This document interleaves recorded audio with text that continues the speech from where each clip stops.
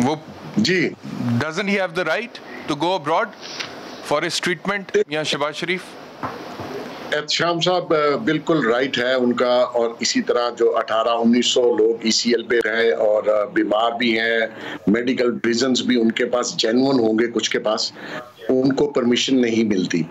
Basically Khan साहब का जो आप पहले जो जिक्र कर रहे थे, ये वो स्पीचीज हैं जो खान साहब ने कंटेनर पे और इलेक्शन के दौरान की थी, लेकिन आके उसके ऊपर कुछ नहीं किया। अब जहां तक वो कहते हैं कि अमीर आदमी को इंसाफ मिलता है, यस, इस मुल्क में सिर्फ अमीर आदमी को इंसाफ मिलता है, आप ठीक कहते हैं, लेकिन आपने किया क्या? आपने नैब के जरिए जिन लोगों को, अपोजिशन के लोगों को बार बार अंदर किया, वो इतने वीक केसेस थे कि वो 2-2, 4-4, 5-5 महीने बाद बेल करवा के आ जाते हैं। आपने बार बार वही काम किया। अभी आप देखिए, ख्वाजा आसिफ साहब को पहले FIA में केस दिया, फिर नैब को उठा के दिया, नैब ने उनको पकड़ के अंदर कर दिया, आपका प्रेशर था। वो ख्वाजा आसिफ साहब मजे में हॉस्पिटल में एक दिन जेल में नहीं गुजारा। तो मकसद ये है कि आपके अपने कौलो फेल में तजाद है। आप आज भी अवाम को वही बता रहे हैं कि जी अमीर आदमी को इंसाफ मिलता है। यस, अमीर आदमी ही को इंसाफ मिलता है। आपने कहा, हमने माना, अवाम ने माना, अवाम ने आपको वोट दिया कि आप आके इसमें चेंज लाएंगे, सिस्टम बदलेंगे, तब्दीली लाएंगे, नया पाकिस्तान बनाएंगे। आपसे कुछ नहीं हुआ। अब आप कहेंगे जी उसकी बेल कैसे होगी, वो ECL से कैसे निकल गया, आप देख लीजिए कैसे निकल गया, आपके हाथ से निकल के गया। तो उनका राइट है, जब आप फॉल्स बनाएंगे, आप सारा फोकस अपोजिशन को अंदर करने में लगा देंगे और मुल्क की इकोनॉमी डुबो देंगे, और जिस बेस पे आप हुकूमत में आए उसका एक काम आपने नहीं किया, इस्लाहात नहीं लाए। आपका अपना मंशूर है, वो दोबारा से इनको पढ़ना चाहिए कि आप किस मंशूर के तहत आप अवाम के पास गए थे और आपको अवाम ने वोट दिया। इसलिए वोट नहीं दिया था कि आप बार बार शहबाज शरीफ को अंदर कर दे, फलां को अंदर कर दे, ख्वाजा आसिफ को अंदर कर, ठीक है, उनके कसूर, उनके केसेस अपनी जगह होंगे, या जरदारी को अंदर कर दें। मकसद ये कि आपने इस्लाहात तो लानी थी ना अवाम के बेटरमेंट। लेकिन बेग साहब, ये गवर्नमेंट ये कह रही है ना, गवर्नमेंट ये कह रही है, इंफॉर्मेशन मिनिस्टर ये कह रहे हैं कि मियां शहबाज शरीफ साहब को भी बाहर जाने की इजाज़त दे दी है, लेकिन इससे पहले वो मियां नवाज शरीफ की वापसी की गारंटी दे चुके हैं। उस गारंटी का क्या बना, ये इंफॉर्मेशन मिनिस्टर पूछ रहे हैं ट्वीट करके। तो जब उस गारंटी पे पूरा नहीं उतर सके मियां शहबाज शरीफ, तो उनको खुद को बाहर जाने की इजाज़त मिल गई है। श्याम साहब, मसला ये है कि ये कोर्ट से पूछना चाहिए ना, अवाम से तो ना पूछे, ना मियां नवाज शरीफ से पूछे या शहबाज शरीफ से पूछे। आपने जो इस्लाहात लानी थी या जुडिशरी में या ओवरऑल सिस्टम में, वो तो आप नहीं लेके आए। या तो अवाम को इतना शऊर दे दें कि वो उस जज साहब के घर के बाहर खड़े हो जाएं।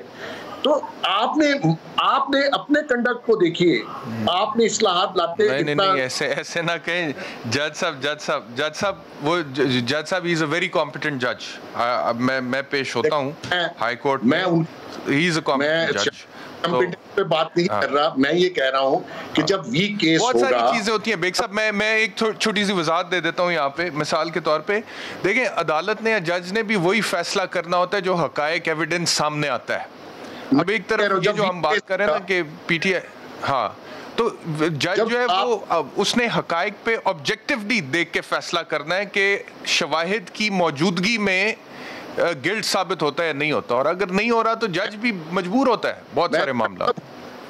कि जब आप इतने वीक केस बनाएंगे, एक एक पर्चे के, एक एक पेपर के ऊपर जब नैब केस बनाती है, तो नेचुरली वो उसको कोर्ट ऑफ लॉ में प्रूफ नहीं कर पाती, सॉलिड आर्गुमेंट या सॉलिड एविडेंस नहीं दे पाती।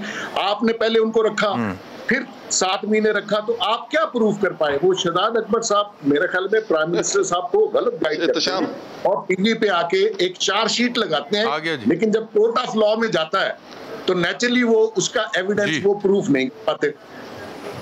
तो इस तरीके से अगर आप जस्टिस कुछ कहना चाह रहे हैं तो होगा। जी एहतशाम, मुझे लगता है बेग साहब ने केस देखा नहीं है और बेग साहब कंप्लीटली शायद ब्लाइंड है इस केस के ऊपर। ये केस ये है कि इनकी पूरी फैमिली के अकाउंट्स में टीटीज आई थी, और कितने 7 अरब रुपए की, जिसमें शहबाज शरीफ, जिसमें हमजा शहबाज शरीफ, सलमान शहबाज शरीफ, नुसरत शहबाज शरीफ, नुसरत शहबाज के अकाउंट में जो टीटीज लगी थी, उस टीटी से पैसा लेके एक अपनी गाड़ी की ड्यूटी जो सलमान शहबाज ने बाहर से भेजी थी उसकी पे की गई, और उसके बाद अपनी चौथी वाइफ को 2 घर लेके दिए गए। इनसे जब पूछा गया कि आप बताएं बताएं कि ये टीटीज कहां से आई हैं, तो 72 बंदे आइडेंटिफाई हुए जिन लोगों ने इनको टीटीज भेजी हैं। 72 का कोई भी ताल्लुक नहीं, जिसमें आपने पापड़ वाला, पकौड़े वाला और एक कुछ मरे हुए लोग भी हैं जिन्होंने इनको टीटीज भेजी, जिनका इनसे कोई ताल्लुक नहीं था। 72 इसके अंदर जो गवाहान है उनकी कोई लिस्ट है 86 लोगों की। अभी तक जितने लोगों पे जिरा हुई है टोटल 12 लोगों के ऊपर हुई है। इससे पहले भी जो इनकी हाईकोर्ट में जो बेल रिजेक्ट हुई थी वो इसी बेसिस के ऊपर हुई थी। अभी भी अगर इनकी बेल हुई है तो जुडिशियल एडमिनिस्ट्रेटिव रिव्यू के तहत हुई है, कोई इक्विटल तो हुआ नहीं है इसके ऊपर। हम सिर्फ ये कह रहे हैं ये केस पर लंबा है। पाकिस्तान का जो अदालती सिस्टम है अभी इसके अंदर लगभग सिर्फ 12 विटनेसेस पे जिरा हो सकी है और 84 विटनेसेस ऐसे हैं जिसपे अभी जिरा होनी है।